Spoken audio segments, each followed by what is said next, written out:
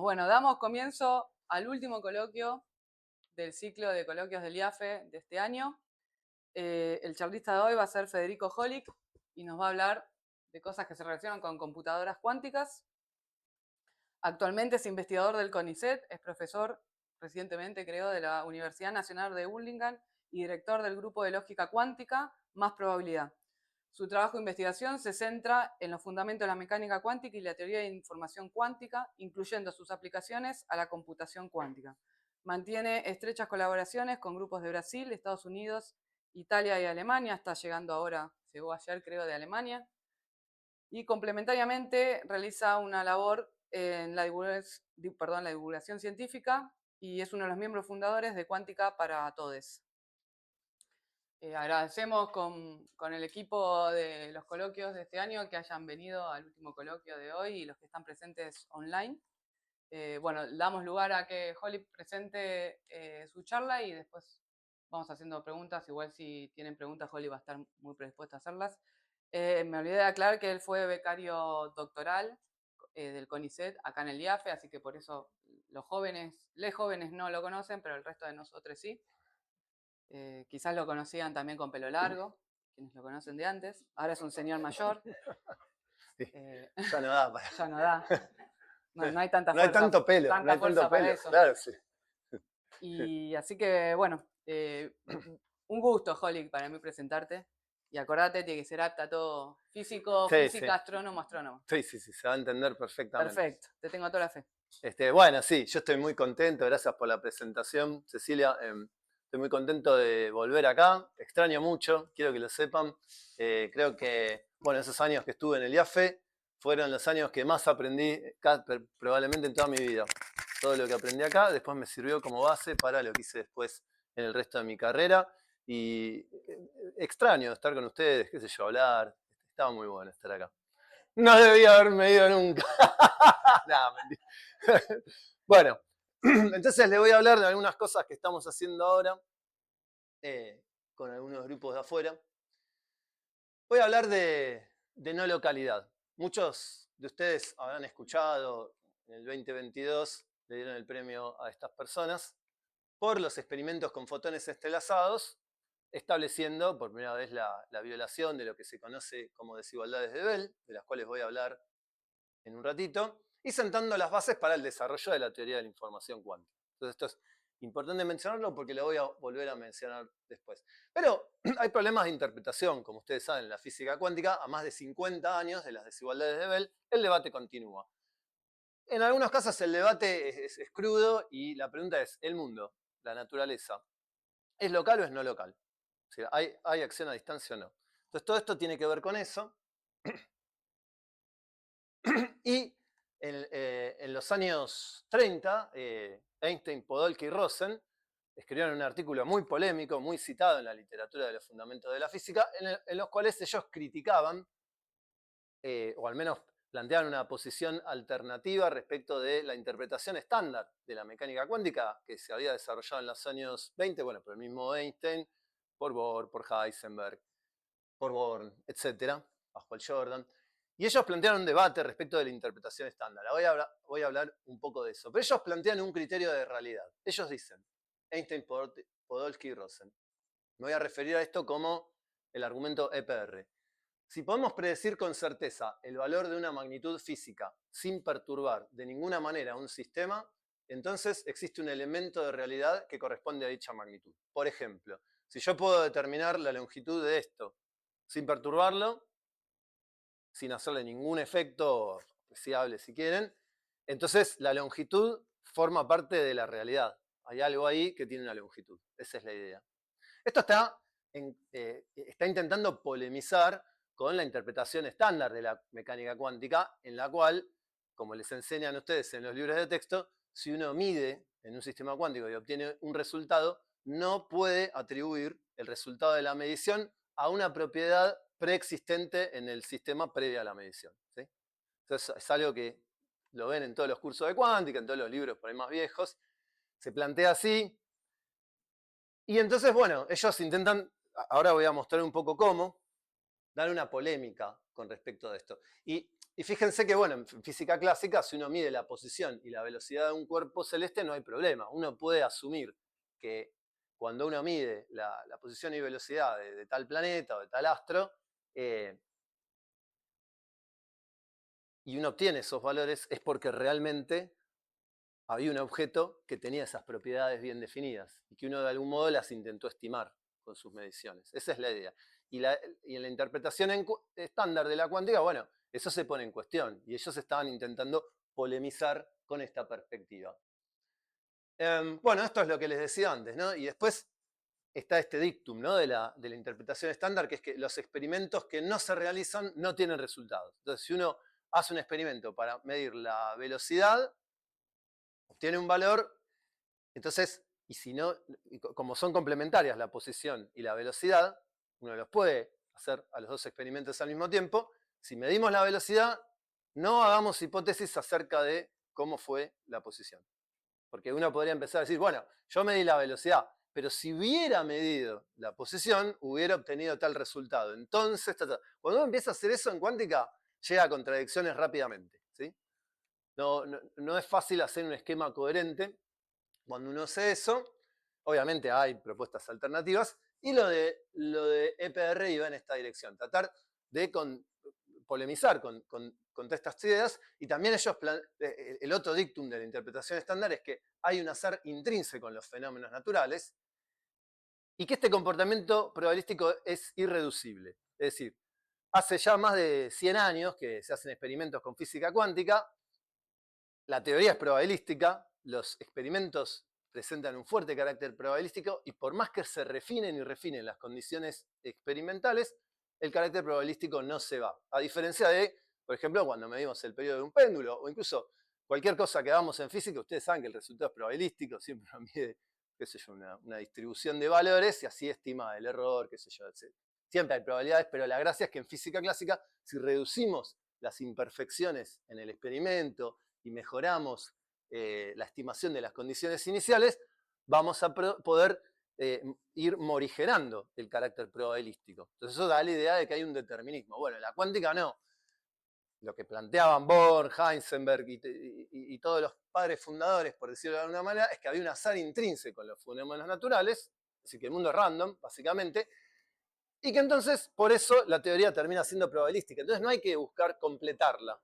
No hay nada que esté fuera de nuestro control, porque no hay nada que esté determinando los resultados de los laboratorios. Bueno, tan fuerte es la creencia en que la naturaleza es random, debido a lo que observamos en la cuántica, que hoy ya hay empresas que fabrican generadores de números, generadores cuánticos de números aleatorios, y los comercializan. Después, no hace falta discutirlo ahora, ¿no? Uno podría decir, bueno, ¿para qué se usa esto si ya las fuentes de aleatoriedad que tenemos clásicas son bastante buenas? Y bueno, fíjense que, pero detrás de la construcción de este dispositivo hay una hipótesis que es metafísica, porque yo no puedo hacer un experimento para probar que el mundo es random o es determinista, porque siempre que vea aleatoriedad voy a poder pensar que existe un determinismo oculto. Siempre se pueden meter hipótesis ad hoc para intentar contradecir eso. Pero bueno, es lo que se cree en la física después de muchos experimentos. Bueno, entonces, EPR planteaban un experimento muy parecido a este. Yo le voy a contar la versión moderna del experimento. Es un experimento teórico, después se puede hacer experimentalmente, ¿no? Pero en su época no había forma de hacer esto en un laboratorio, y ellos lo plantearon como un Gedanken Experiment, un experimento mental. Lo voy a contar con este estado. Ellos usaron otro estado cuántico, no importa, es lo mismo. Yo voy a usar el estado que se conoce como singlete. Piensen que tengan spines, ¿no? Tengan dos sistemas de spin un medio. 0 es spin up y 1 es spin down. Entonces hay dos partículas y producimos un estado de superposición que es 0, 1 menos 1, 0. ¿Sí? Entonces, si yo mido en este estado, vamos a la otra diapositiva, si mido en este estado, el equipo rojo mide una partícula y el equipo azul mide la otra, obtenemos o 0, 1 o 1, 0. No hay otra posibilidad, porque según este estado, todos los demás, las demás posibilidades, 0, 0 y 1, 1, tienen amplitud de probabilidad nula. Entonces la probabilidad de observarlas es nula.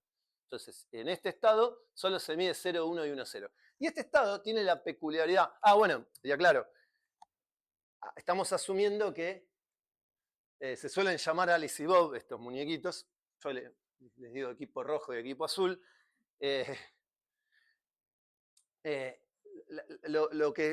La propiedad de este estado es que si los dos miden en la dirección Z, obtienen estas correlaciones, ¿no? 0, 1 y 1, 0. Y si ahora miden en otra dirección, X, cualquier dirección del espacio en la cual orienten sus observables, si los dos miden en la misma dirección, siempre van a tener estos mismos resultados. 0, 1 y 1, 0. Es como una propiedad de isotropía de este estado, muy peculiar. Entonces es interesante esto, porque fíjense que si el rojo mide en Z y el azul mide en Z y este obtiene 1, no importa cuán lejos esté el azul, no importa cuán lejos esté, el rojo puede inferir que en la dirección Z el azul tenía 0. Y si el rojo mide 1, infiere que tenía 1, ¿se entiende? No importa cuán lejos estén, en la dirección Z. Si ahora cambio y mido en la dirección X, pasa lo mismo, siempre. No necesariamente, porque vos podrías hacer estadística y convencerte que esa fuente produce estados con las correlaciones así. Pero sí, pero no pasa nada, porque vos podrías, te reformulo la historia, se juntan en la Tierra, el equipo rojo y el azul, y dicen, hagamos una fuente así. Dicen, bueno, ya está, es así, listo. Nos vamos. Yo me voy a Alfa Centauro y vos te vas a, qué sé yo, a otro lado. Y entonces, cada vez que yo tengo 1, yo ya sé, no tenemos que comunicarnos. Yo ya sé que vos tenés 0 y viceversa. Y esto es así en todas las direcciones. Es así en todas las direcciones. Entonces, el equipo rojo puede inferir... No, sí, tienen que estar los dos en la misma dirección. No, claro, no. El punto es este, para no hacerlo largo, déjame invertirte la historia.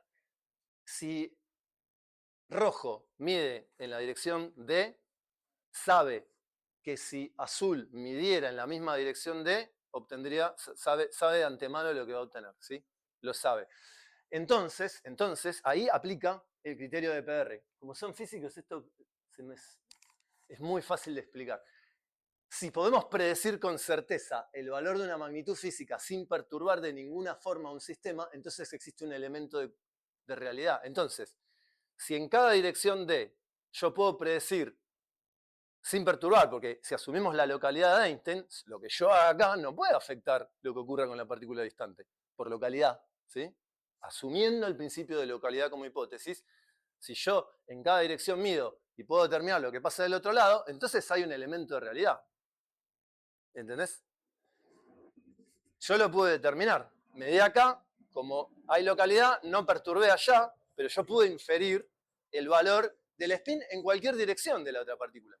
Por lo tanto, la otra partícula tiene un valor bien definido de spin en cualquier dirección del espacio.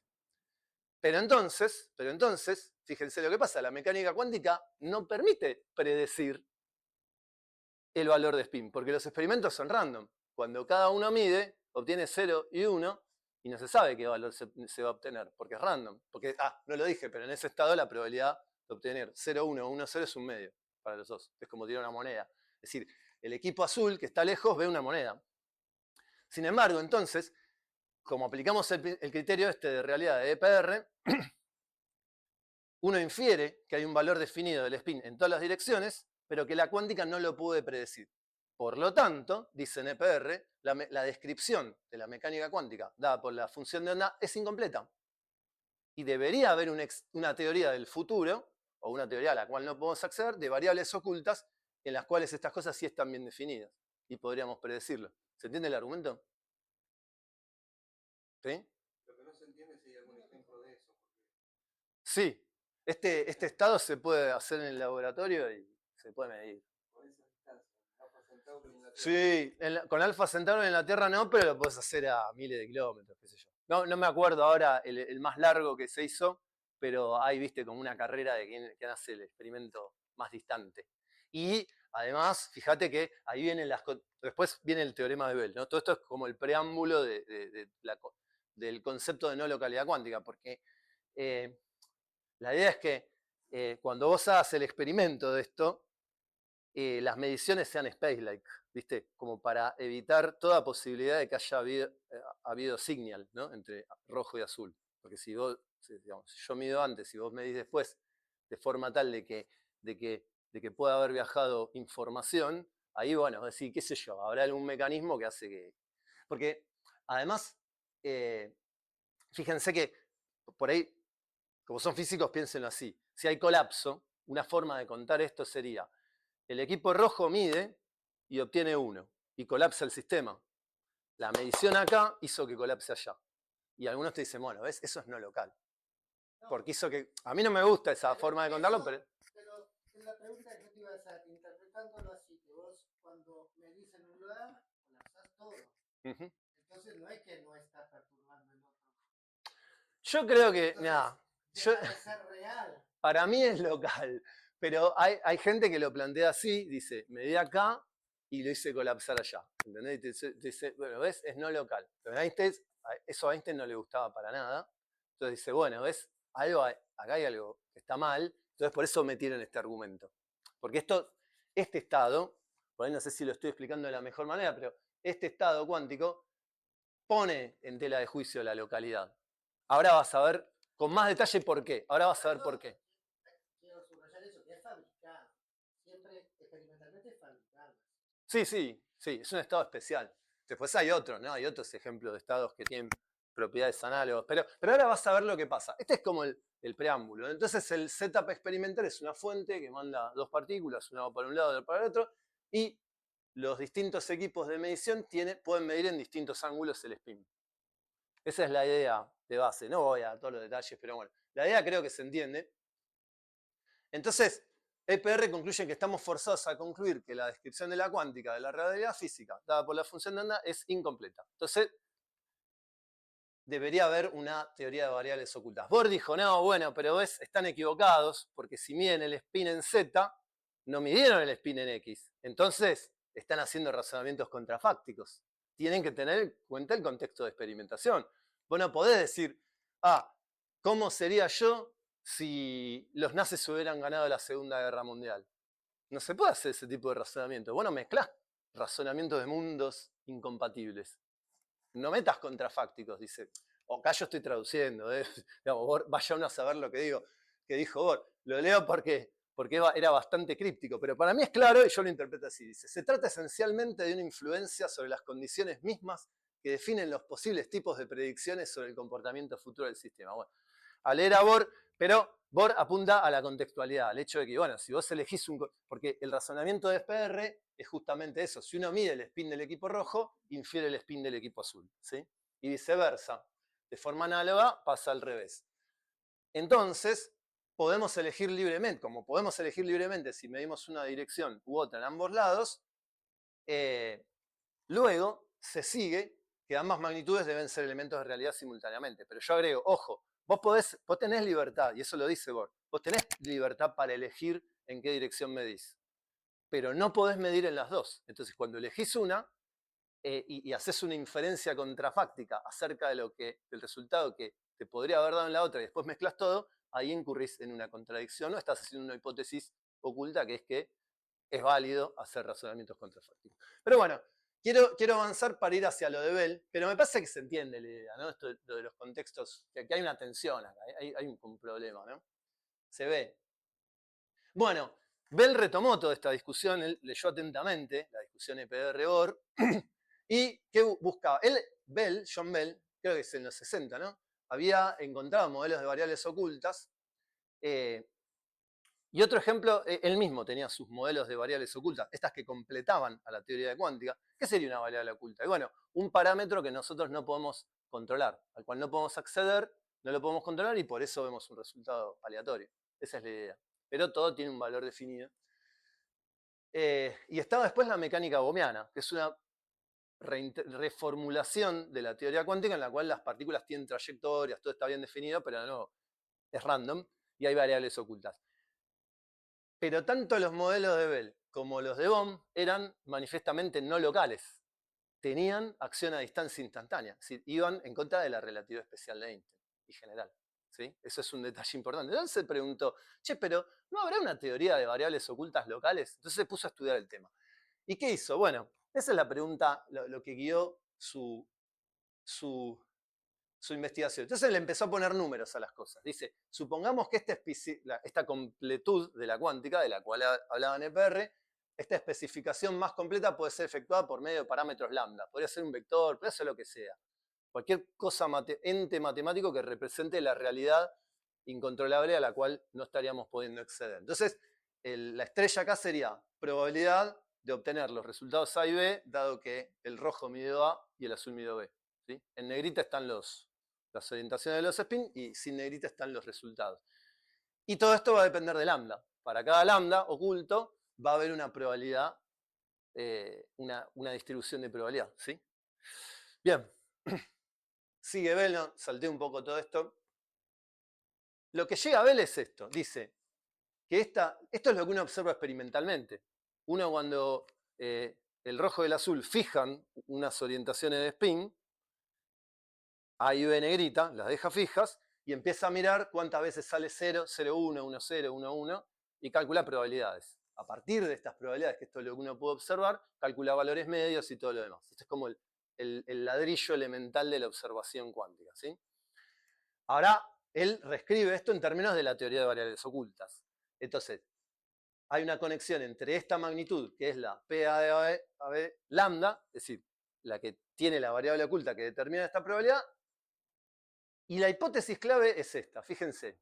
Él dice, como hay localidad, la probabilidad de esta se tiene que factorizar, porque el resultado de que el equipo rojo, si eligió medir en A negrita, obtenga el valor A sin negrita, dado lambda, no puede depender de B, porque hay localidad. Entonces esta probabilidad se tiene que factorizar. Esta es la hipótesis de localidad. Y la hipótesis de realismo es que hay un lambda. Y que esta probabilidad se puede escribir como la integral de la distribución de probabilidad oculta que gobierna los lambda, porque los lambda, la idea es que la fuente, uno va preparando la fuente y van saliendo lambdas, básicamente, que son los que determinan todo. Y los lambda tienen su distribución de probabilidad, que por ahí vos no podés acceder, ¿sí? Pero a partir de esa distribución de probabilidad, lo que vos terminás observando es la integral, sobre todo el rho de lambda, de esta probabilidad acá. Pero esta se factoriza, ¿sí? Entonces, esto es realismo, que hay unos lambda que tienen su propia distribución de probabilidad clásica, es decir, kolmogoroviana, no contextual, y que la probabilidad se factoriza. Entonces, asumiendo realismo, los lambda y la localidad, ¿qué es esto? Uno obtiene esta representación, cuentas, pero como decía Landau, el lector puede hacerlo fácilmente. Bueno, hacen ahí, es fácil igual. Sale una desigualdad. Entonces, si las probabilidades del sistema cuántico y las correlaciones fueran tales que hay realismo local, se tendría que respetar una cierta desigualdad. Uno hace una cuenta y se fija. Si viola, no hay localidad. ¿Está bien? Esa es la idea. Una cuenta, no importan los detalles de la cuenta. Bien. Lo que pasa es que en la cuántica se viola. Si uno se da cuenta de esto con cuántica, se viola la desigualdad de Bell. Y por lo tanto, concluye Bell, o no hay realismo, o no hay localidad, o no hay las dos cosas. ¿Sí? Ese es el argumento de Bell. Bueno, esto era teoría, y esto lo tomaron algunos físicos experimentales. Lo cuento rápido, pero es una anécdota muy linda, porque uno de estos creo que es Clauser, ¿no? A Clauser lo entrevistaron cuando ganó el premio Nobel, ¿no? Y dice, sí, yo quería hacer estos experimentos porque quería entender. Yo conocía la discusión EPR-Bohr, y lo de EPR me sonaba razonable, dice, estaba bien. Einstein para mí tenía razón. Y lo de Bohr me parecía oscuro, no lo entendía. Entonces yo quería hacer los experimentos para entender. Quería saber quién tenía razón. Entonces, claro, el tipo dice que fue a hacer los experimentos. Y bueno, lo interesante es que él fue a hablar con Richard Feynman. Le fue a decir, creo que era el director del instituto ahí en Berkeley, en Caltech, y le fue a decir, che, me gustaría hacer estos experimentos. Feynman le dijo, ¿qué? ¿Para qué vas a hacer eso? Si ya sabes lo que va a dar. La cuántica está bien. ¿Qué querés discutir? Como que lo mandó a la mierda. Dijo, ¿vos querés gastar recursos de la facultad en esto? Y el director también le dijo, no te arruines la carrera, ¿por qué no haces otra cosa? ¿Por qué perdés el tiempo? Bueno, estoy haciendo rápido, ¿no? Pero la idea... Entonces, y él le escribió a Bell, le escribió una carta, y Bell le dijo, no, hacelo, porque esto es re importante. Claro, Bell pensaba que no iba a haber violación, que la cuántica estaba mal. Él decía, mirá, vos probá que esto está mal. Y se ganaba el premio Nobel ahí, al año que viene. ¿Sí? Entonces los tipos estaban en esa. Clauser dice que él no sabía, que él quería hacer para ver qué onda. Bueno, y entonces dice, claro, estaba tratando de entenderla. Bueno, al final dice, la verdad, yo no sabía qué esperar del experimento, y yo estaba a favor de Einstein, pero en realidad no sabía qué iba a pasar, quién iba a ganar. Estaba triste de ver que mi propio experimento había probado que Einstein estaba equivocado. Bohr tenía razón y Einstein estaba equivocado. El experimento de Harvard no se repitió, porque los primeros experimentos no cumplían las condiciones de los experimentos de Bell, pero bueno, fueron pioneros, porque de nuevo, es complicado el experimento, porque hay que garantizar que uno mueve las orientaciones de los espines aleatoriamente durante el tiempo de vuelo de las partículas, es un desafío tecnológico. Pero dice, cuando volví a mi Universidad de Columbia, todos me dijeron, te lo dijimos, ahora deja de gastar el dinero y hace un poco de física de verdad, una cosa así. Como que en su momento no pegó mucho esto. Sin embargo, la cosa siguió, porque esto fundó la base de la teoría de la... ¿Qué año? Y esto me parece que es del fines de los 60, 70 y pico, no me acuerdo, me mataste. Por ahí no pegó tanto, pero estaba muy de moda la onda Shut Up and Compute, ¿viste? En esa época. Después, con las tecnologías cuánticas, los físicos nos empezamos a encontrar de que había que entender un poco mejor, porque ahora sí se estaban haciendo esos experimentos Gedanken, se estaban haciendo, ya no hay más Gedanken. Entonces ahora no hay forma de evitar todas estas discusiones. Bueno, nada, se murió el realismo local, pobre, estaba triste. Pero bueno, contento porque se ganó el Nobel. Entonces, la que se suele testear experimentalmente es esta, la de Klaus-Horn, Simone Holt. Ahí esto se puede hacer en el laboratorio. Y entonces ahí vengo yo, ¿no? Yo, bueno, otros antes que yo, obviamente, no es que esto lo inventé yo, pero cuando tienen dos partículas, vamos a poner las dos partículas unidas con una raya negra, como queriendo decir, están entrelazadas, tienen no localidad, por decirlo de alguna manera. ¿Sí? Vamos a hacer una representación gráfica. Entonces, bueno, el singlete viola esta desigualdad, pero ¿qué pasa si tenemos tres? Si tenemos tres partículas, podría pasar que un sistema de tres partículas tenga dos que tienen correlaciones no locales, pero que entre estas dos y esta no haya ninguna correlación, y que por lo tanto no haya raya negra acá. ¿Sí? Es decir, cuando tenemos más de dos partículas hay otras configuraciones. Y entonces, ¿cómo hacemos para comparar esta situación, ¿no? Que es no local, pero no tan no local, con esta situación en la cual no hay ninguna bipartición del sistema que admita un modelo de variables ocultas reales? Bueno, este problema lo estudió un señor que se llamaba Svetlichny, y bueno, ahora se empezó a fijar lo mismo que Bell, pero con tres partículas, ¿no? Y entonces, por ejemplo, en este estado, uno tiene el singlete para las dos primeras partículas, pero la tercera está completamente no correlacionada. Entonces, es esto de acá. Y del otro, el estado GHZ, ese tiene no localidad multipartita genuina. Entonces, la interpretación para nosotros, ¿no? La interpretación fácil de la desigualdad de Svetlichny es que si un estado es tal que sus correlaciones son tales que violan la desigualdad de Svetlichny, entonces presenta no localidad multipartita genuina en el sentido de que no hay ninguna bipartición del sistema que admita realismo local, un modelo de variables ocultas locales como los de Bell. ¿Sí?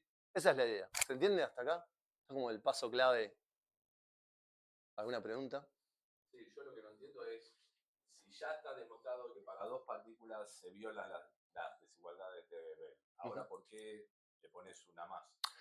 Porque bueno, en esta área de la cuántica, la idea es estudiar los distintos tipos de estados cuánticos y ver sus propiedades. Entonces, bueno, vos quisieras saber si hay estados así. Por ejemplo, podría pasar que sean todos así, ¿no? En principio podría pasar que ninguno viole, qué sé yo. Es como todo un tópico. Bueno, ya matemáticamente es interesante, pero también ahora te voy a tratar de convencer de que físicamente es interesante. Bueno, eso. Atención, para gente que esté en cuántica, no localidad no es lo mismo que entrelazamiento, no es lo mismo, porque pueden haber estados totalmente entrelazados. Por ejemplo, Werner probó que hay estados entrelazados que no violan la desigualdad de Bell, ¿sí? Eso es importante. Entonces, no es el mismo concepto, como que es un entrelazamiento más fuerte, podrían decirlo, pero en realidad son cosas distintas, diría yo. No importa todo eso, pero eso es como un comentario técnico por las dudas. Bueno, entonces ahí viene la pregunta. ¿Cómo implementar, cómo estudiar, o cómo simular, si quieren, no localidad cuántica en una computadora cuántica? Porque las computadoras cuánticas prometen un gran mundo de alegría en donde se van a resolver muchos problemas, entre ellos se van a simular hamiltonianos de sistemas cuánticos de muchos cuerpos, y eso es muy importante para la industria de materiales, la industria química, el desarrollo de medicamentos, etc. Así se vende la cosa. Y entonces hay muchos en esa carrera. Google sacó hace poco un experimento simulando TOCs, ¿no? Estas out of time order correlations, etc. Pero nosotros acá hacemos una pregunta más sencilla. ¿Se puede simular una localidad multipartita genuina en una computadora cuántica hoy? Porque, bueno, les cuento. Hoy hay prototipos de computadoras cuánticas. ¿Qué sería una computadora cuántica? Sería una computadora, una idea parecida a la de la computadora estándar, pero la idea es ahora que en el chip, en vez de tener sistemas que pueden tomar valores como 0 y 1 y con puertas acordes, uno pueda tener estados cuánticos. Entonces, una computadora cuántica podría ser, por ejemplo, un conjunto de átomos, y nos fijamos en 2 niveles de energía de cada uno de los átomos, y entonces uno puede producir estados de superposición, estados entrelazados, etc. Y estados no locales también. Entonces ahí surge un nuevo modelo de computación que da lugar a lo que se conoce como la computación cuántica. Lo que se sabe es que hay problemas, por ejemplo, el problema de la factorización de números enteros muy grandes, es un problema de complejidad subexponencial, y si uno aplica un algoritmo cuántico, obtiene una aceleración, complejidad subexponencial para los algoritmos clásicos conocidos. Si uno trata de resolver el problema con algoritmos clásicos conocidos, tarda miles de años. Si le doy un número muy complejo, no lo pueden factorizar con las supercomputadoras que hay actualmente, ¿sí? Sin embargo, se puede mostrar que si uno tuviera una computadora cuántica lo suficientemente grande y que no tenga defectos, ese problema se podría resolver de forma eficiente, ¿sí? ¿Se entiende la idea? Entonces, ¿Es más veloz o te refieres a que tiene más estados que 0 o 1? no, lo que pasa es que no se sabe. Ahora voy a dar esa discusión, porque, mira, la hipótesis de trabajo de la computación cuántica es que para ciertos problemas te va a dar un speed up, ¿entendés? Esa es la hipótesis de trabajo. Para este de Shor, de la factorización que te dio, pero además también para problemas de modelado de sistemas cuánticos de muchos cuerpos. Porque eso lo sabemos, ¿no? Vos sabés que si metés muchos sistemas cuánticos, la dimensión del espacio crece exponencialmente. Con la rapidez, la potencialidad de estas computadoras cuánticas, ¿por qué es? No, es lo que te estoy tratando de decir. Okay. No, es un tópico en sí mismo. Porque al principio, si vos abrías un libro viejo o un profesor hace 40 años, por ahí te decía, no, bueno, debido al entrelazamiento y la superposición, ahora lo voy a discutir un poco eso, ¿ok? La respuesta rápida sería que en el fondo no se sabe del todo. Sabemos muchas cosas, pero no queda claro por qué. Y tampoco, y acá viene lo interesante, tampoco hay una demostración de que sea así, porque el hecho de que vos puedas tener una aceleración en el algoritmo, en este problema de la factorización, no quiere decir, en cuántica, no quiere decir que no haya un algoritmo clásico que te permita resolver el problema de la factorización de forma eficiente. Simplemente no se sabe. Por ahí la semana que viene sale un tipo de la nada y dice, miren, tengo el algoritmo para resolver la factorización de forma eficiente. ¿Entendés? Hace décadas o hace mucho tiempo que se viene buscando algoritmos eficientes clásicos y no se encuentran. Entonces, bueno, se asume que el problema es duro, ¿sí? Lo que sí se sabe es que si hubiera una computadora cuántica con estas características de perfección, se podría resolver de forma eficiente. Y también que se sabe que todos los que laburan en sistemas cuánticos de muchos cuerpos saben lo duro que es. A medida que empieza a aumentar la dimensión del problema, no hay memoria que aguante, no hay procesador que aguante, revienta todo.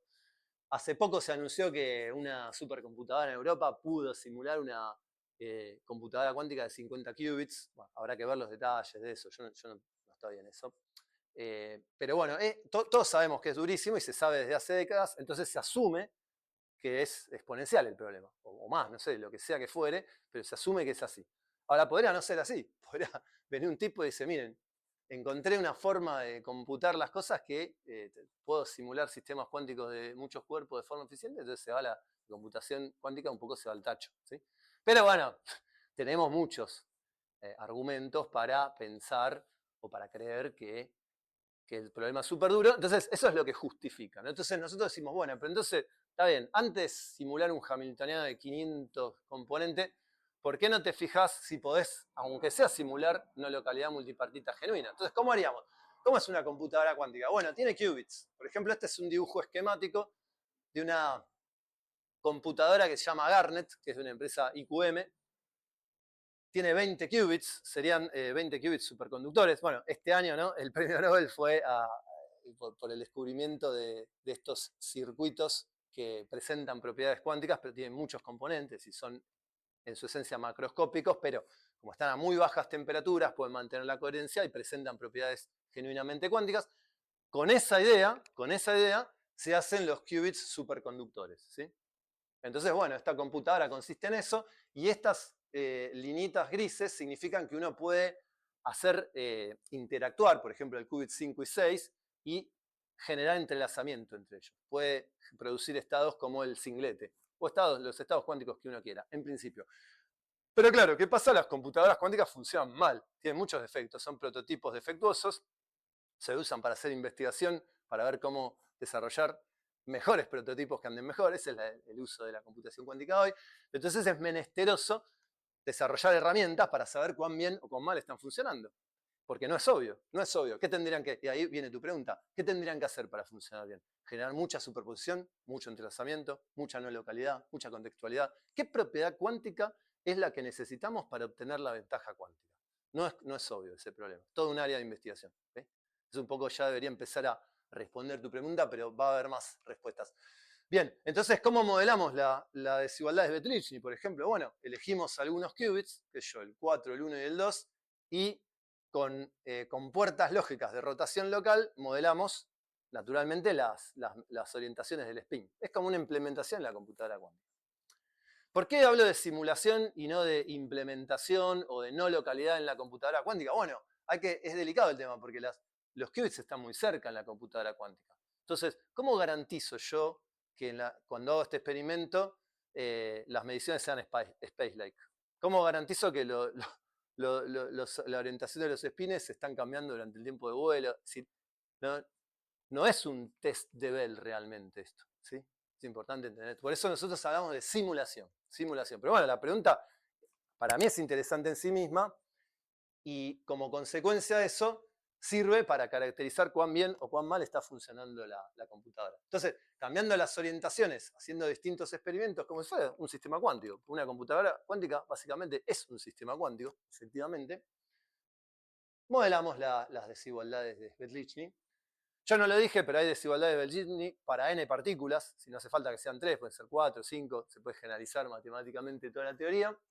Entonces, con un primer circuito cuántico modelamos la preparación del estado. Si la computadora cuántica está, qué sé yo, todos los spins up, todos en 0, le hacemos unas transformaciones, aplica estas compuertas lógicas cuánticas, que es básicamente hacer interactuar a los qubits entre sí y hacer modificar el estado de cada qubit por separado, y se produce un estado cuántico. En principio podría ser el estado que queramos. Bien, y luego a eso le montamos una nueva capa de circuito que implementa las mediciones de spin local. Esa es la idea. Y así medimos cada uno de los términos de la desigualdad de Svetlichny y de sus generalizaciones. Entonces, un experimento de Svetlichny implica hacer un circuito, otro circuito y otro circuito para las distintas orientaciones de spin locales. Pues se necesitan varias orientaciones. Y hacemos estadística y ahí uno obtiene el valor. Esto lo hacemos con el equipo de Italia. Bueno, ahora se publicó el paper. No sé, si les interesa se los paso. Esto es lo que estuve haciendo estos casi últimos 2 años. Bueno, y acá viene, ¿no? Lo que decíamos antes. Feynman propuso esta idea de que, como la naturaleza es cuántica, y sabemos que es tan difícil modelar sistemas cuánticos de muchos cuerpos, bueno, deberíamos tener sistemas cuánticos controlados para modelar la naturaleza. Sistema cuántico controlado completamente es la computadora cuántica. Entonces propuso usar computadoras cuánticas. Y bueno, eso.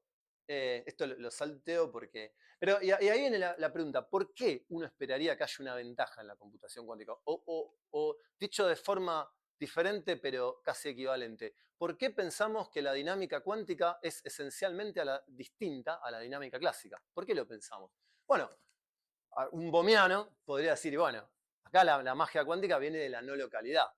Otro podría decir, viene del entrelazamiento. El entrelazamiento es como una forma de no separabilidad.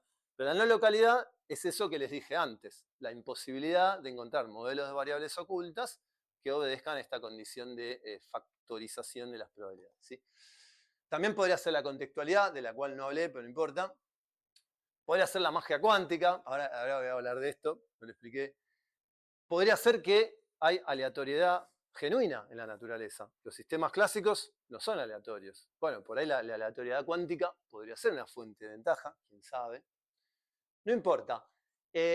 Lo que importa es el mensaje que les transmito es que hay distintas propiedades cuánticas, que no son la misma, son distintas. Y hay cuantificadores de estas propiedades. Entonces, los que elaboramos en esto, típicamente lo que hacemos es, dado un estado cuántico, medir cuán cuántico es. Y no es una pregunta obvia, es una pregunta, perdón, que no tiene una respuesta obvia, porque hay distintas propiedades y hay distintos cuantificadores, ¿sí? Entonces uno los compara. Bueno, eso es más o menos lo que hacemos nosotros. Paso rápido. Entonces, lo que no se sabe completamente es esto. ¿Por qué habría una ventaja cuántica, ¿no?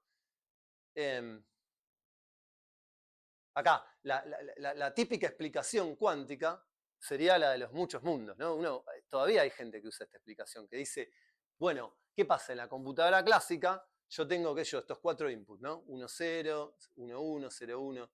Bueno, si quiero estudiar una función f, corro la computadora una vez y tengo f de 1, 1. La corro de vuelta y tengo f de 1, 0, y así. La corro 4 veces. Pero si tuviera una computadora cuántica, ¿qué hago? La superposición de los inputs, y como la dinámica cuántica es lineal, es unitaria, entonces respeta la linealidad, a la salida, en una sola corrida, voy a tener todos los inputs.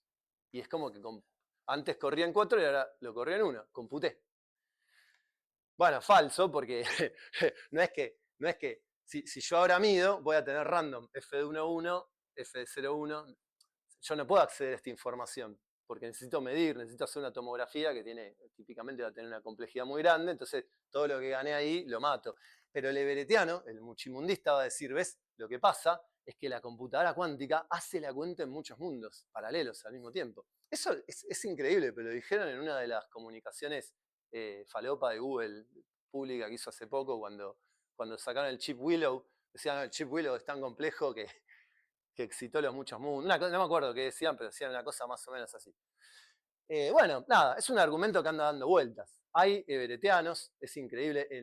Hay una cosa que se conoce como Oxford Everettians. En la Universidad de Oxford hay académicos que dicen que hay muchos mundos. No sé, para mí es un fenómeno sorprendente, pero no importa.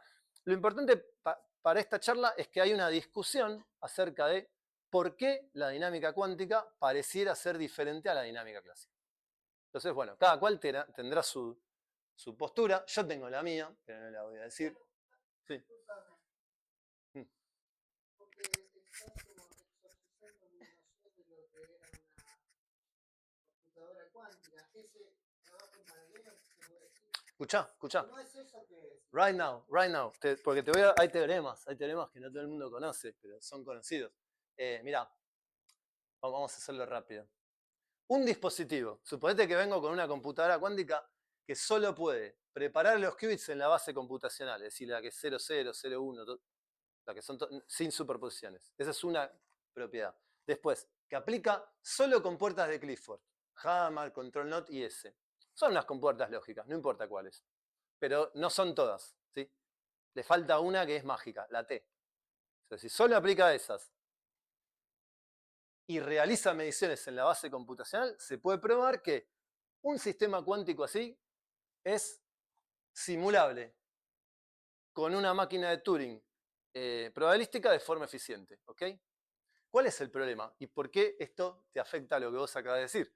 Porque con estas compuertas de Clifford, vos podés producir estados maximalmente entrelazados y maximalmente superpuestos. Entonces con eso no alcanza, ¿entendés? Y sabemos que no alcanza. Entonces por eso la pregunta de por qué hay ventaja cuántica no tiene una respuesta obvia. Es un lindo lío que mezcla cuestiones tecnológicas con discusiones de fundamento de la física. ¿Sí? Yo no voy a tomar postura sobre el tema, solo digo que es un problema interesante. Porque hay algo no trivial acá, altamente no trivial. Los estados GHZ se pueden hacer, estos que son maximalmente no locales, que les mostré antes, se pueden hacer con recursos de Clifford nada más. Pero entonces son simulables eficientemente con una computadora clásica. Entonces, bueno, ese es el teorema de Göttingen-Manil. No, eficientemente quiere decir polinomial, si querés. Que lo vas a poder resolver en un tiempo humano. O sea, si yo te doy un sistema de, no sé, hoy de 200 qubits, y si vos lo querés modelar con mucha precisión, agarrás la supercomputadora más grande que tengas y no vas a poder. Tenés que hacer sí o sí aproximaciones que obviamente, bueno, van a hacer que la simulación sea imprecisa. ¿Entendés? Acá hay muchos físicos numéricos. Ustedes pueden hablar mejor que yo de esto. Es decir, pero se entiende, ¿no? La idea, es decir, es tan duro el problema que pero la noción de eficiencia es esa, que vos lo vas a poder hacer. La explicación intuitiva detrás de lo que es. Cuando uso la palabra eficiente es que, bueno, vas a poder construir un dispositivo y hacerlo antes de morir. ¿Entendés? Hacer la cuenta, no sé, por ahí 2 semanas, 1 año. Bueno. Vos siempre estás hablando de simular la computadora cuántica. O sea que todo el hardware que hay ahora de computación cuántica es simplemente para investigar qué onda. Exacto, sí, exactamente. No hay nada, digamos, que uno diga, tengo una lógica tal y yo la uso para hacer el hardware, digamos. Yo no tengo ninguna lógica, no tengo ceros y unos, tengo una cosa que no sé qué es. Sabés que vos tenés una teoría, un modelo de computación alternativo, bien definido. Eso está matemáticamente bien definido.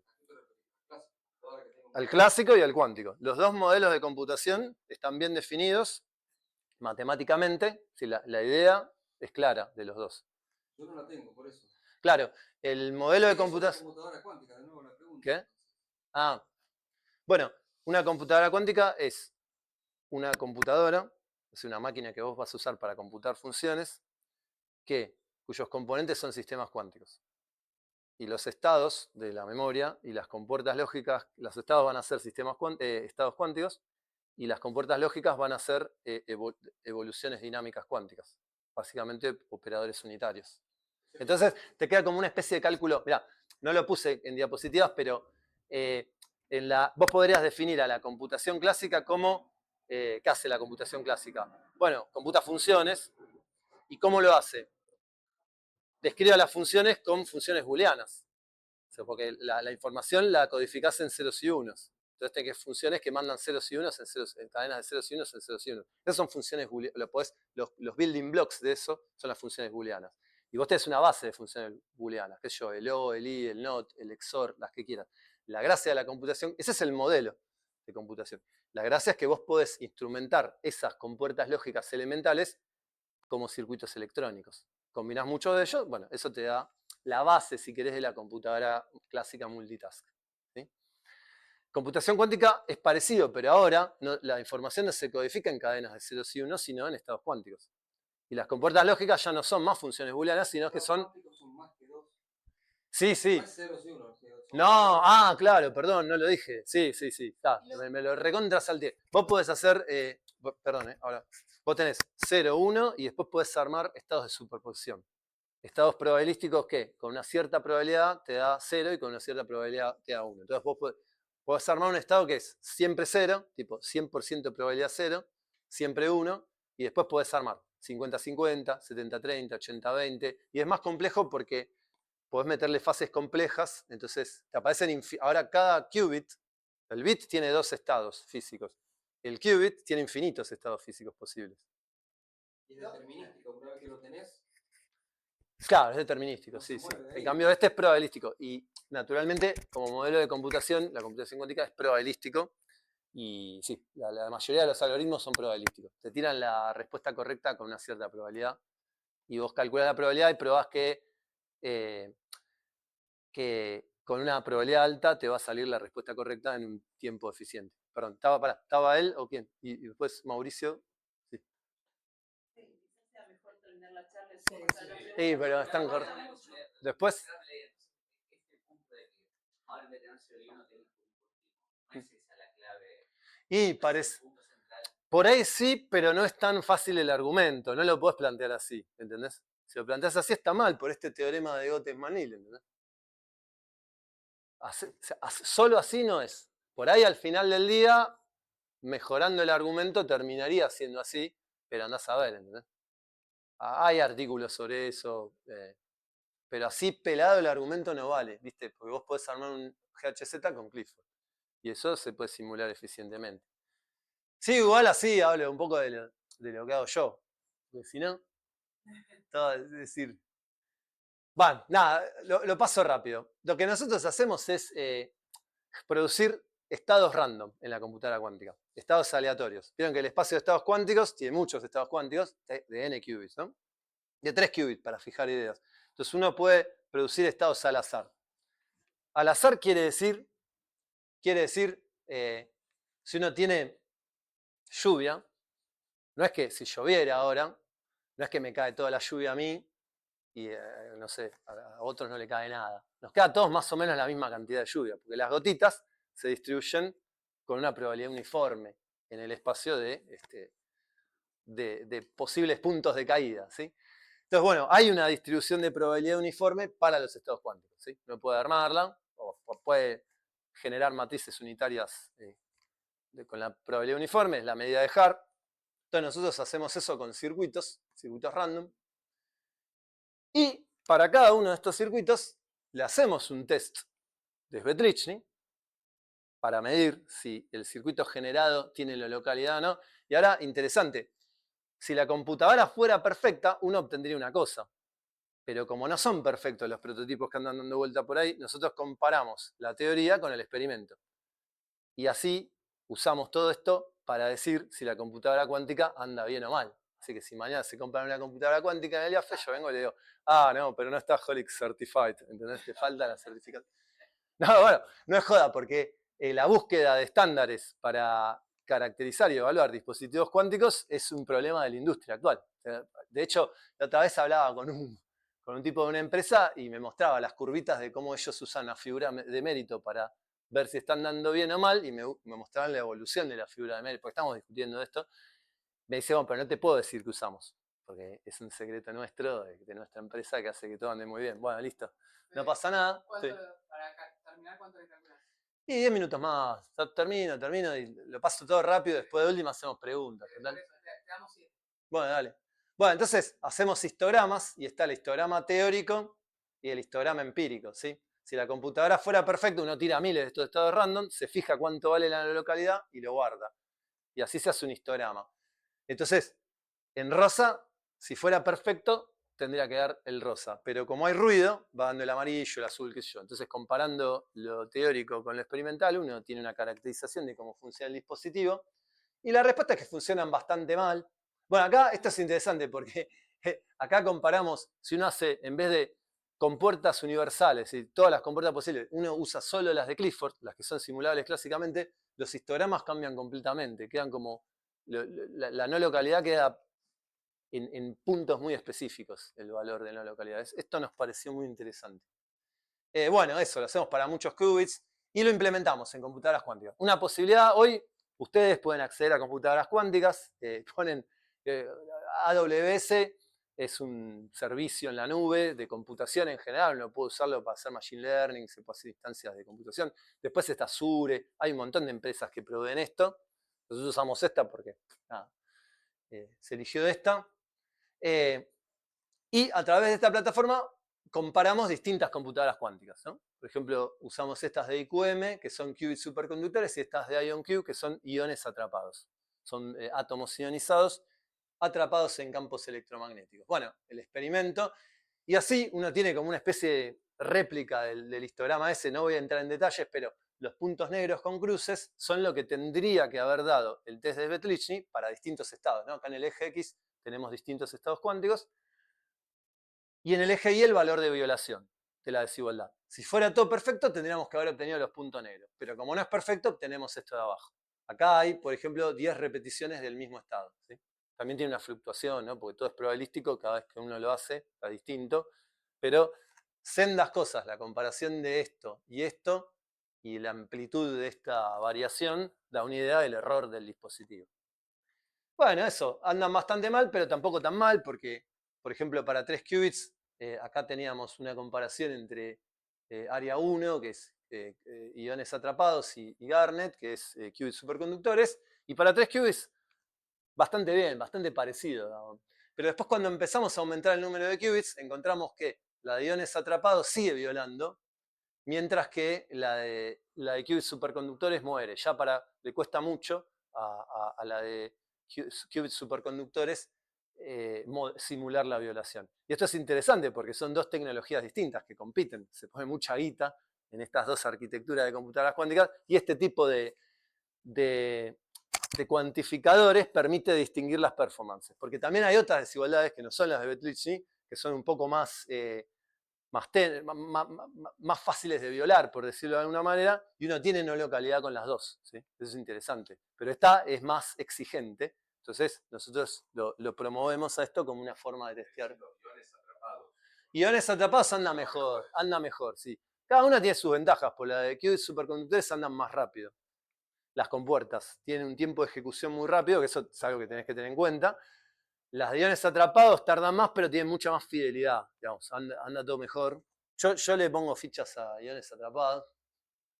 Pero nada, esa es una discusión larguísima. Bueno, eso, conclusiones. Y bueno, ¿y ahora qué estamos haciendo? A partir de, creo que diciembre del año pasado, estamos trabajando con la gente del Leibniz Rechenzentrum y accedemos a computadoras cuánticas que están ahí, en un centro de supercómputo, que tiene una supercomputadora, una de las más fuertes de Europa, y a esa supercomputadora le montaron unas computadoras cuánticas para estudiar cómo hacer la arquitectura de conexión, porque no es que las computadoras cuánticas vienen a reemplazar a las computadoras clásicas, sino que se piensan como un complemento del HPC, de la computación de alta performance, ¿sí? Entonces, es como cuando tienen la placa de video en la computadora. No es que corren Word en la placa de video. Usan la placa de video cuando la necesitan, cuando tienen proceso en video o algún problema así. Computación cuántica se piensa igual. No es que van a tener una computadora cuántica en la casa, sino que van a tener una supercomputadora y al lado de ella montadas computadoras cuánticas que cada tanto van a hacer subrutinas que se sepa que tienen una aceleración cuántica, ¿sí? Esa es la idea del uso de las computadoras cuánticas. Entonces los tipos estos ya están estudiando cómo hacer la conexión porque es altamente no trivial, como se imaginarán, los tiempos de latencia, yo qué sé, todo el cableado, es un lío bárbaro y a los alemanes les encanta. Y acá tienen computadoras de Alpine Quantum Technologies y de IQM. Bueno, eso, y estamos en eso y vamos a seguir papers. Esta charla se publicó hace poco en el PRA, así que acá debería ir 2025, me olvidé de actualizarlo. Y después, a quienes les interese la contextualidad, este paper, que es también un cuantificador parecido, para mí mejor incluso que la no localidad cuántica. Y después, si quieren discusiones filosóficas respecto de esto, de por qué hay ventaja cuántica, escribí este paper en donde digo que la ventaja cuántica tiene que ver con el hecho de que las probabilidades cuánticas no son de Kolmogorov. Pero esa es historia de otra charla que voy a dar el viernes, una charla sobre eso en un congreso de filosofía. Así que bueno, eso es todo. Me pasé un poco. Perdón. Bueno, muchas gracias, Fede. Ahora sí, nos extendimos un poco más porque empezamos igual tarde Claro. la charla. Sí, ahora sí, si quieren hacer preguntas. Ya preguntaron. No sé si se las olvidaron todas. Ya preguntaron. Esto les pido que agarren. A nosotros no nos importa, no se nota ningún cambio en la voz con el microfonito. Es para los que están online y porque queda en YouTube. Así que te pido encarecidamente. No, gracias por la charla y muchas interrupciones porque resultó interesante, me parece, ¿no?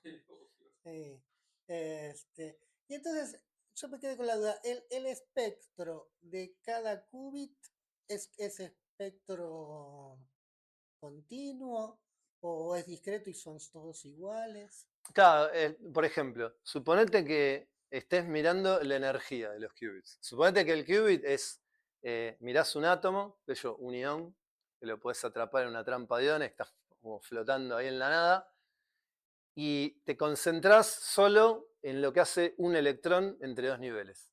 Tu qubit son esos dos niveles, ¿entendés? No es todo el átomo. Entonces, Pero ahí reducís tenés al átomo, pará. una distribución discreta. Sería. Claro, discreta, exacto, sí. Y reducís al átomo a dos niveles. Es un sistema de dos niveles ahora. Te olvidás de todos los demás. Vos te olvidás en teoría. Después, obviamente, eso genera ruido. Porque el átomo... No, Bueno, por eso andan mal después. Pero entonces, la idea es que vos te fijás en esos dos niveles. Entonces, es discreto. Y el estado cuántico te da una distribución de probabilidad sobre ese. Eso es lo que yo decía de 50-50, 80-20. La duda. Sí. Pero claro, para terminar con mi pregunta, porque mi duda viene a que para combinar un qubit con el otro, el espectro de energía de uno y del otro tienen que ser iguales. Sí, porque mirás el mismo, claro, mirás el mismo. Sí, el mismo en lo todo. el digamos, mismo en sí. todos los Sí, qubits. claro. Son por ejemplo, en iones atrapados, cada átomo es un clon del otro. En principio son indistinguibles. No están en el yo le pregunté esto, no están en el régimen de indistinguibilidad, así que no tenés que simetrizar la función de onda, pero son todos copias idénticas de lo mismo y vos lo podés preparar en distintos estados, ¿no? Pero él me preguntaba, ¿probabilidad de qué? De observar, es decir, suponete que le llamás a este nivel 0 y al otro nivel 1. Por ahí tienen nombres ¿viste? De esa variedad de átomos. Bueno. Y entonces, bueno, probabilidad de obtener 0 o probabilidad de obtener 1. Está bien, Lo que pero se vos hace es hablaste de... excitarlo, porque vos podés armar un estado de superposición. Vos podés armarlo en 0, en 1, o podés armar un estado que es 1 sobre raíz de 2 por 0 más 1 sobre raíz de 2 por 1. Podés armar ese estado. Entonces no está en ninguno de los dos en principio. Es como el famoso dato de Schrödinger. Entonces vos cuando medís,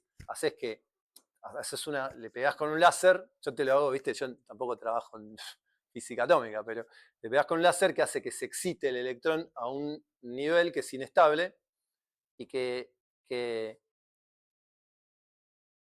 si estaba en 1 se excita y después decae y emite. Y si estaba en 0 no hace eso, ¿entendés? Entonces vos ves, si ves un flash decís, estaba en 1. Y si no ves nada decís, está en 0. Entonces lo expliqué bien, ¿no? Sí. No, Bueno. mi duda es, cuando vos haces la lógica en una computadora normal, común, es ceros y unos y se terminó. La única forma de pifiarle a un 0 o a un 1 es que la tensión del pulsito Claro. no sea la correcta. Acá tenés más de dos estados y yo no entiendo, ahí diste un ejemplo perfecto. Un electrón en dos estados, listo, tenés ceros y unos. ¿Cómo haces para tener más de dos estados y poder medirlos? No, porque vos en cuántica, miralo con el spin. Suponete que tenés una fuente, como en el experimento de Stern-Gerlach, ¿viste? Tenés una fuente que tira partículas de spin un medio. Entonces, cuando vos ponés el magneto, lo orientás en una dirección, lo que vas a observar fenoménicamente es que las partículas se deflectan para arriba o para abajo. ¿Por qué? Bueno, porque el spin intrínseco de la partícula interactúa con el campo magnético. No me meto en el detalle, tampoco me lo acuerdo en detalle, aunque lo expliqué hace poco. El punto es que vos podés preparar, por ejemplo, si este es Z, orientás el magneto en Z, podrás preparar esto en un estado up, 0, llamémosle. 0Z, llamémosle. Entonces, si lo preparás así, ya sabes que se deflecta para arriba, por cómo son las leyes de la cuántica. Ahora, si lo preparás en 1Z, se deflecta para abajo. Pero vos lo podrías preparar en 1 sobre raíz de 2 por up más 1 sobre raíz de 2 por down, así, perpendicular, ¿entendés? Y ahí, con una probabilidad de un medio, sería para arriba, y con una probabilidad de un medio sería para abajo. Ese es un estado 50-50. Pero podrías haberlo hecho con raíz de 2 tercios por 0, más raíz de 1 tercio por 1, y ahí la probabilidad te da 70-30. ¿no? ¿Cómo tomas el estado cuando lo medís? ¿Qué? Lo tenés que repetir 1.000.000 de veces. Exacto, es probabilidad. Para medir, eso también hacemos nosotros, que es tomografía cuántica. ¿Cómo determinás un estado cuántico? Porque es interesante. No te alcanza con medir, si vos venís con un estado así, ¿no? No te alcanza con medir en la base Z. Porque el estado cuántico, la matriz de densidad, por decirlo de alguna manera, tiene 3 parámetros reales. Un estado cuántico genérico se va a representar el estado por una matriz. Y esa matriz tiene 3 parámetros reales al final del día. Entonces, si vos solo medís en Z, chupaste un parámetro. Es decir, sacás el valor medio, te da igual a algo, lo medís y ahí inferís un parámetro, si querés. Pero después necesitas 2 parámetros más. Entonces tenés que medir en Z, en X y en Y, ¿entendés? O en 3 direcciones independientes. Y lo que pasa es que para hacer una tomografía completa de un sistema de múltiples qubits, la cantidad de mediciones que tenés que hacer crece exponencialmente con el número de qubits. ¿Y qué significa una medición? Quiere decir un experimento, un contexto. Vos medís, haces un experimento, por ejemplo, para fijar ideas, pensá en la posición y velocidad. ¿Querés medir la posición? Bueno, vas a hacer un setup experimental para medir la posición y vas a obtener una distribución de probabilidad para la posición. Eso implica haber repetido el mismo experimento con el mismo estado preparado muchas veces, ¿sí? Y ahí haces una estadística sobre eso. Luego, ahora medís la velocidad, te va a dar otra. Tenés que hacer otro setup experimental, lo repetís muchas veces, tenés otra distribución.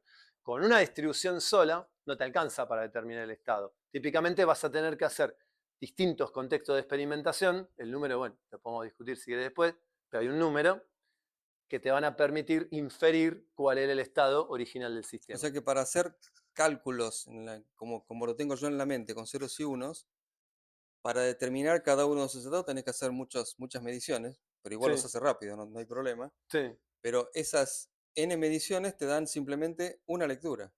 sí, sí. Como en la computadora actual, un 0 o un 1, pero esa...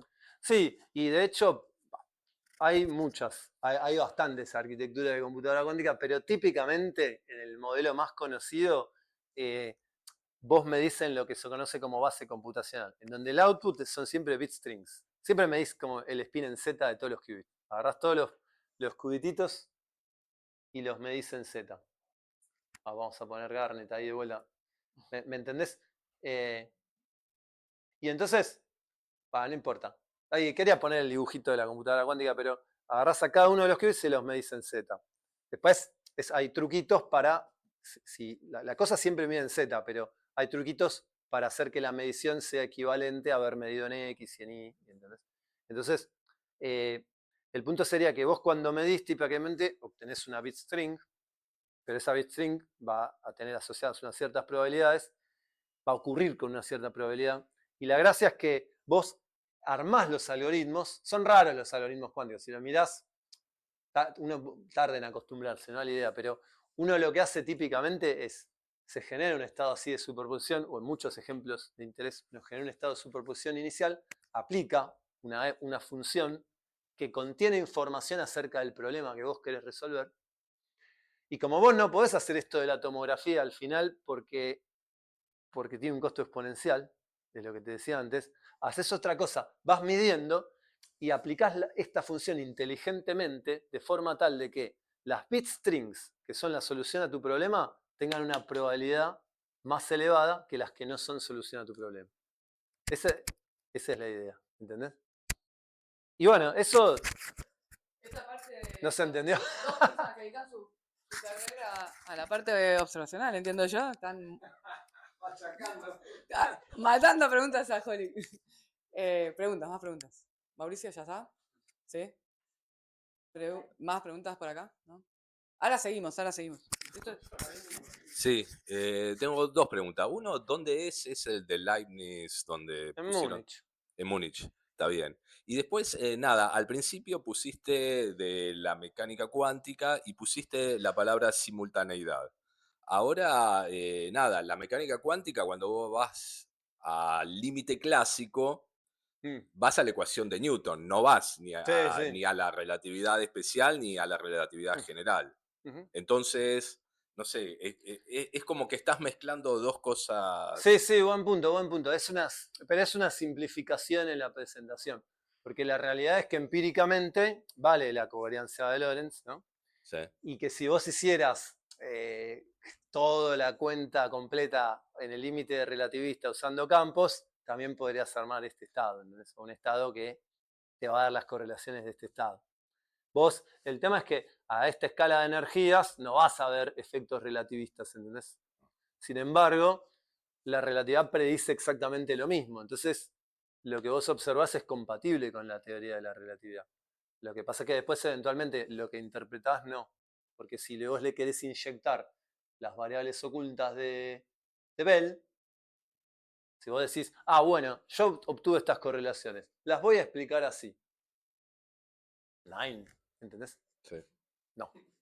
Y el efecto de la decoherencia en las computadoras reales, Ujú. cuánticas que se están haciendo. Ujú. Digamos, creo que ese es el gran problema, ¿no? Hoy en día Exactamente, sí. es la La- pérdida de la información de las características cuánticas. Sí, sí. La interpretación moderna o contemporánea de por qué pasó esto es porque hay decoherencia, ¿no? ¿Por qué no obtenemos el ideal? Porque el qubit, que serían estos dos niveles que vos querés ver, por ahí le cae un rayo de luz que no tendría que estar, por ahí interactúa con otro grado de libertad interno del átomo, los átomos también se hablan entre sí porque interactúan entre sí de manera no trivial, o los qubits, lo que sea que sistema físico cuántico que vos uses, está bañado, está en un baño que es un entorno. No hay Claro. ningún sistema cuántico realmente aislado. Aislado, claro. Las operaciones cuánticas unitarias no existen. Eventualmente podría existir la función de onda del universo y la unitariedad del universo, pero es un concepto medio flu, ¿no? Sí. Pero en concreto son todas aproximaciones a la unitariedad. Entonces todo está en un entorno y todo tiene decoherencia. Y esa es como la explicación de por qué hay ruido. Pero también podría pasar, de vuelta, acá podría estar la interpretación, ¿no? Vos podrías decir, bueno, no hay unitariedad, el mundo no es unitario y por ahí, viste, andás a ver. Gracias. Pero es una interpretación y es la interpretación más popular. Como hay un entorno, y eso un poco vos lo encontrás en el laboratorio. Mientras más lo aislás al sistema del entorno, mejor va a andar, podría decir yo. Y esa es la gracia de enfriarlo a estas temperaturas tan bajas, en el caso, por ejemplo, de qubits superconductores. Y en los átomos, iones atrapados, también le tenés que dar con láseres para que estén lo más quietitos posibles. Sí. O sea que según vos la decoherencia rompe la unidad. Para mí, no, claro, yo creo que, opinión personal, yo creo que el mundo no es unitario y listo. Pero en la visión popular, que es como la que por ahí adoptan naturalmente muchos, ¿no? Es la explicación de por qué hay ruido es porque hay un entorno y la decoherencia en el subsistema, digamos, la interacción con el entorno en el subsistema rompe efectivamente la unitariedad. Bueno, a ver, para decir. Es polémico. No, pero decime. Vamos al café. Dale. No, Para el café, dale. No, perdón. Online. Seguimos ya igual, se terminó. Hay café, galletitas. Bueno, agradecemos nuevamente a Fede. Gracias a ustedes.